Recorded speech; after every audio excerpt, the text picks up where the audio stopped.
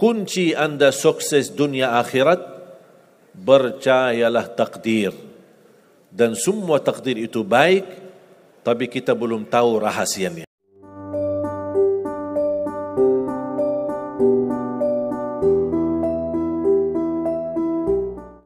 Selama saya di Indonesia, itu yang saya ambil pelajaran. Kita orang Indonesia selalu harus dunia. Tidak ada akhirat sendiri. Dunia dan mau kaya di dunia kaya, selamat di dunia selamat. Jadi dunia itu harus dibawa.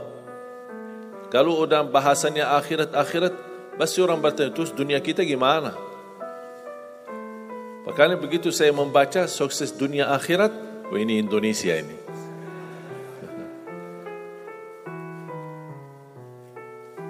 Bahkan hampir setiap ibadah kita pasti yang dikejar dunia.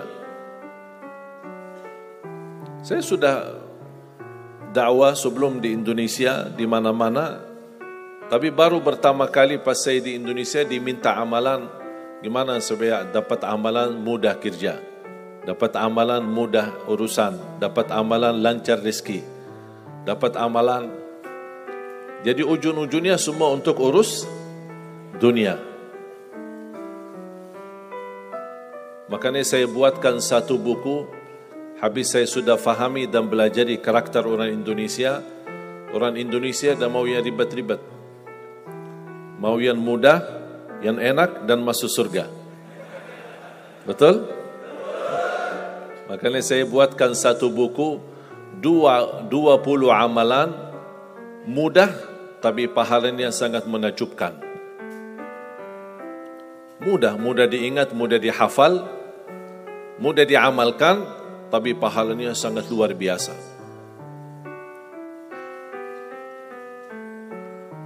Bapak Ibu jamaah sekalian,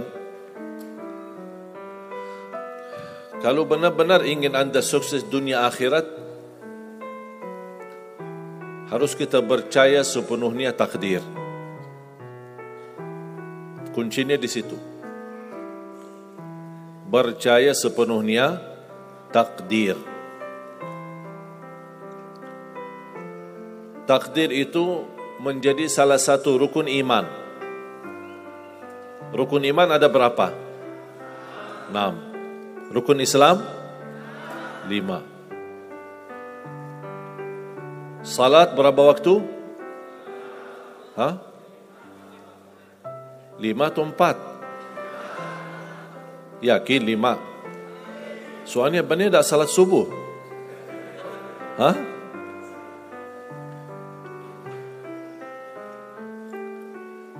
Takdir itu menjadi salah satu rukun iman.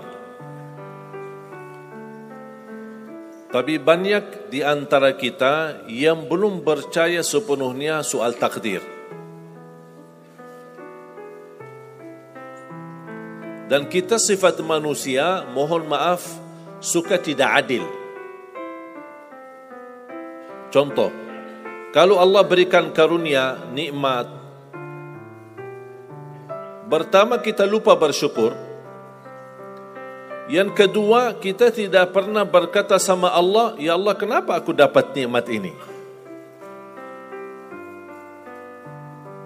Tapi sebaliknya, kalau kita diuji oleh Allah, kita kurang sabar, dan kita bertanya sama Allah, ya Allah kenapa saya diuji? Faham gak? Kalau kita dapat nikmat, ada enggak orang-orang yang lulus misal ujian, dia berkata, ya Allah kenapa saya lulus ujian? Tak pernah. Tapi kalau dia tidak lulus, dia bilang apa? Ya Allah kenapa saya tidak lulus? Ketika ditimpa musibah, dia selalu merasa nyesal atau merasa sakit hati, tersinggung. Berkata sama Allah, kenapa saya diuji? Padahal saya orang baik. Saya jaga salat, saya berusaha mendekat sama Allah, tapi saya merasa bertambah berat ujiannya. Tapi sebaliknya, ketika diberikan nikmat, dia tidak pernah menyebutkan, ya Allah kenapa saya mendapatkan nikmat ini? Kayaknya si fulan lebih fantas mendapatkan nikmat. Itu tanda manusia tidak adil. tidak bersikap adil. Makanya subhanallah, semakin anda mantap imannya terhadap takdir, semakin hidupmu jadi nikmat. Saya kasih contoh.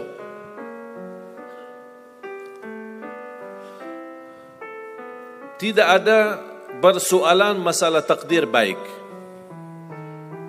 Itu bukan masalah bagi kita. Justru kita bertambah senang kalau kita mendapatkan takdir yang baik. Tapi yang menjadi persoalan bermasalah bagi kita adalah takdir buruk. Ketika ditimpa musibah, ketika ada ujian, ada sakit, kesulitan, penghasilan yang tidak mencukupi, dan banyak masalah keluarga, masalah rezeki, masalah sama majikan, masalah di kerjaan, itu yang membuat banyak beban fikiran.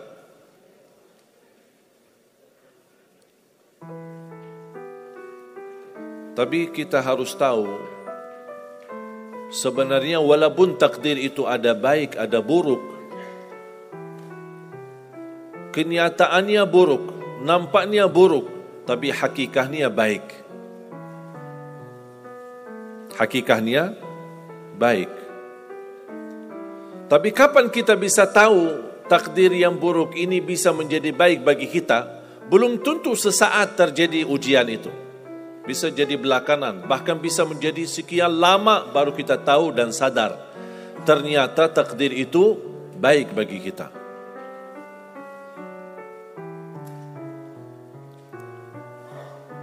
Saya kasih contoh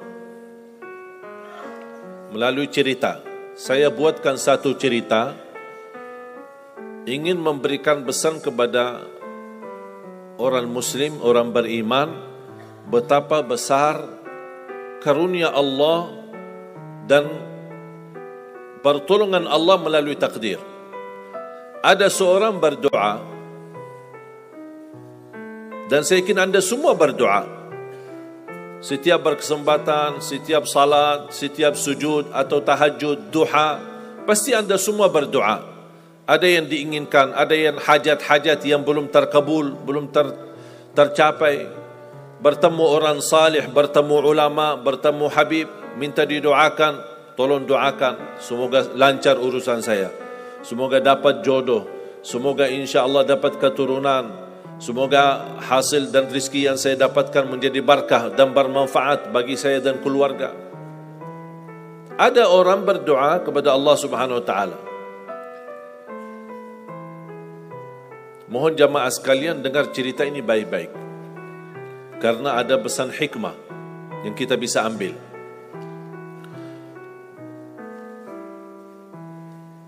Orang ini berdoa tapi tidak melebihi selain doa meminta jodoh yang salihah, yang cantik, yang kaya. Itu aja doanya, tidak ada yang lain. Setiap salat, ya Allah, jodoh yang salihah, yang cantik, yang kaya. Tahajud, ya Allah, jodoh yang salihah, yang cantik, yang kaya.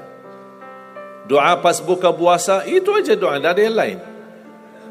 Tidak minta ampun, tidak minta rahmat, tidak minta karunia, tidak minta keselamatan. Butuh banget ini jodohnya. Dapat rezeki sedikit, dapat kemudahan berangkat haji. Selama dia berhaji, selama dia tawaf 7 kali, itu aja doanya. Ya Allah, jodoh yang salihah, yang cantik, yang kaya.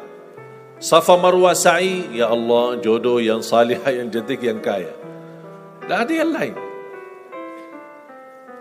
Ketika satu malam dia sudah di tengah air, berjalan malam hari santai-santai di kampung sambil membayangkan jodohnya, menghayal bagaimana cantiknya. Pas di dalam perjalanan dikejar anjing. Dia lari, dan justru anjing semakin lari semakin dikejar. Makanya kalau ketemu anjing jangan lari. Akhirnya anjing berhasil gigit kakinya, berdarah. Datang mobil ambulan dibawa ke rumah sakit. Di dalam mobil ambulan dia merasa menghadapi ujian dan dia berkata, ya Allah, selama ini saya berdoa minta jodoh yang salihah, yang cantik, yang kaya, masa dikirimkan anjing? Dia belum tahu ada apa. Dan ini yang sering kita lakukan, terlalu cepat respon dan berkata yang tidak baik ketika kita diuji oleh Allah, sedangkan kita belum tahu apa yang akan terjadi sesudah itu. Ambulan dibawa ke rumah sakit dan subhanallah dirawat di rumah sakit seorang dokter yang cantik, yang salihah, yang kaya, jadi jodohnya.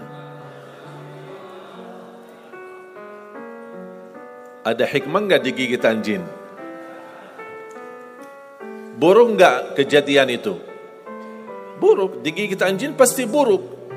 Tapi ternyata di dalam keburukan Allah menyediakan sesuatu kebahagiaan, sesuatu kebaikan, tapi kita belum tahu. Ternyata Allah sudah kabulkan doanya. Allah sudah kabul. Cuman kadang-kadang proses menabulkan doa itu ada di antara doa kita yang memang prosesnya lewat takdir buruk. Allah sudah kabul. Kata Allah, aku sudah kasih. Tapi tunggu. Seperti ini orang, doanya terus, ya Allah, jodoh yang salih, yang cantik, yang kaya, jodoh yang salih, yang cantik, yang kaya. Allah sudah kabulkan doanya, tapi jodohnya ada di rumah sakit. Berarti harus sakit dulu. Gimana cara sakit dulu? Allah punya bermacam cara, berbagai macam cara. Bisa sakit tiba-tiba sakit, bisa apa saja alasannya. Di antaranya tentara Allah yang ada di bumi, semua yang bernyawa makhluk Allah, patuh dan taat kepada Allah Subhanahu wa taala. Di antaranya anjing. Allah perintahkan gigit si fulan biar ketemu jodohnya di rumah sakit. Jalanin tugas. Memang kita menyesal ketika terjadi kecelakaan, tapi kita tidak tahu apa hikmah di belakang kecelakaan itu. Dan sering saya bilang sama jemaah, mudah-mudahan Allah kabulkan semua hajat-hajatmu. Walaupun digigit, mau nggak digigit anjing dulu?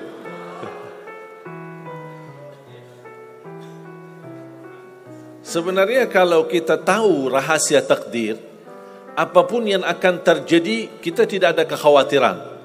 Karena kita tahu sesudah ujian ini pasti ada sesuatu kebaikan. Dan yakini Bapak Ibu, Allah Subhanahu wa taala Maha baik. Allah tidak senang menyusahkan hambanya. Tapi kadang-kadang proses untuk menuju kebaikan ada kesulitan dan tantangan.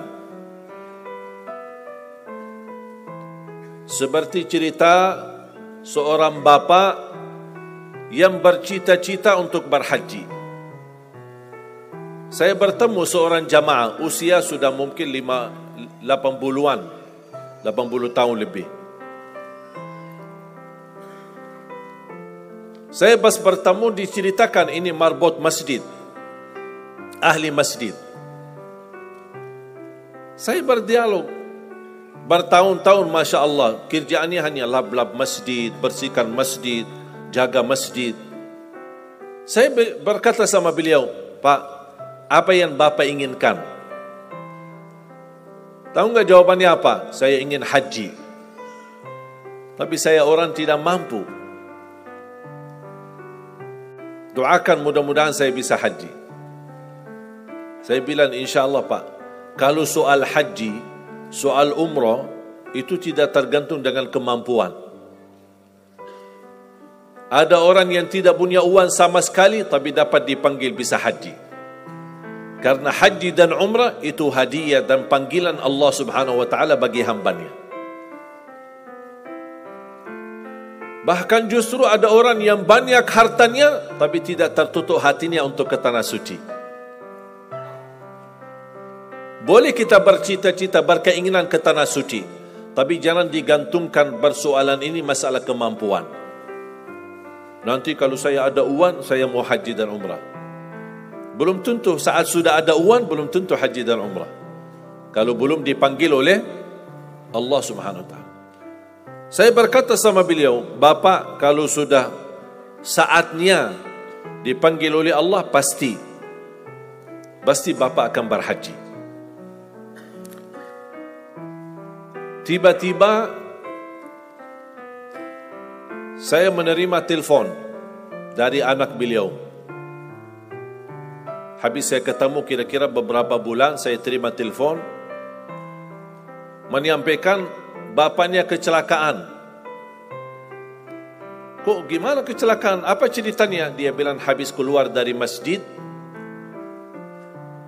pulang malam hari, nampaknya ada mobil, pas ayahnya lagi seberang jalan, ada mobil tidak memperhatikan, kemudian tabrak. Alhamdulillah tidak terlalu parah, cuman perlu dirawat di rumah sakit sedikit, sebentar.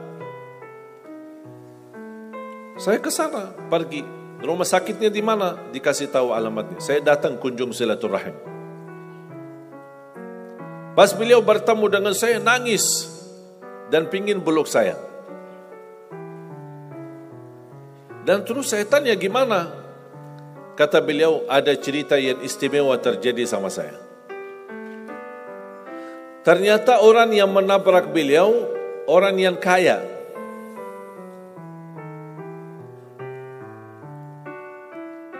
Habis itu orang yang kaya minta maaf sama si bapak ini.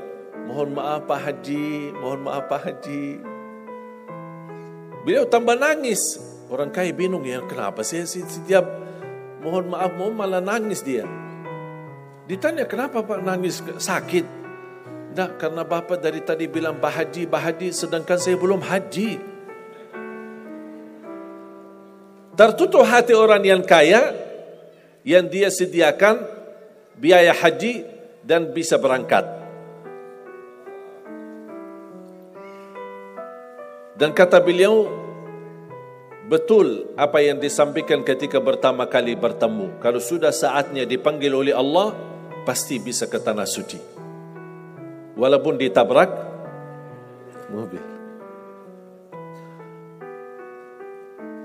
Berarti intinya apa?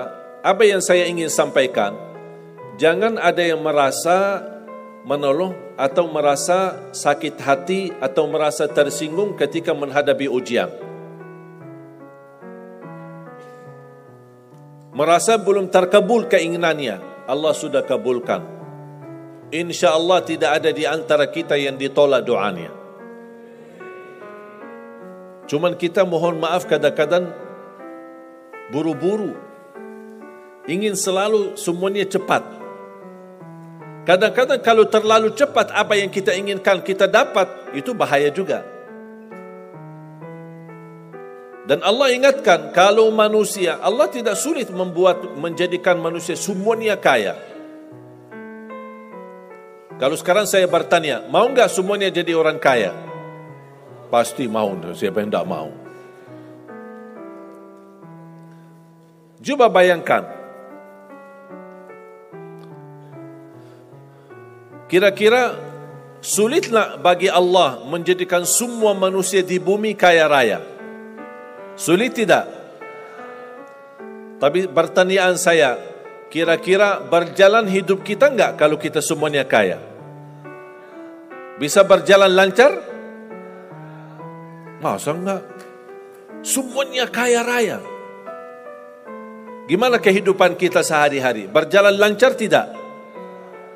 Kenapa tidak? Saking banyak kekayaannya. Kalau semuanya kaya, memang sulit menjalani kehidupan. Contoh, cari supir. Siapa yang mau supirin kita?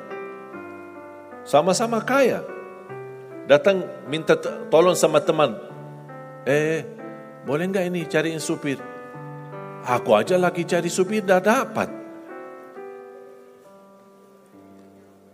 Mau punya perusahaan sendiri, butuh tenaga kerja kan? Semuanya orang kaya. Buat apa kalau mereka semua kaya, masing-masing punya pabrik, tapi tidak ada yang bekerja?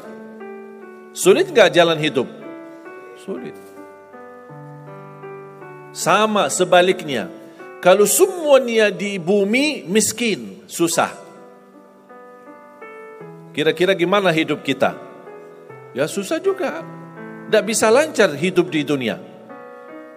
Setiap ada orang datang minta tolong, Pak, apalagi saya Pak? Saya aja susah. Tapi makanya ada hikmah. Allah menjadikan ada yang kaya, ada yang miskin. Yang kaya menutupi kebutuhan yang miskin, miskin juga menutupi kebutuhan yang kaya. Saling mengisi. Supaya apa? Supaya dunia ini berjalan. Hidup kita berjalan.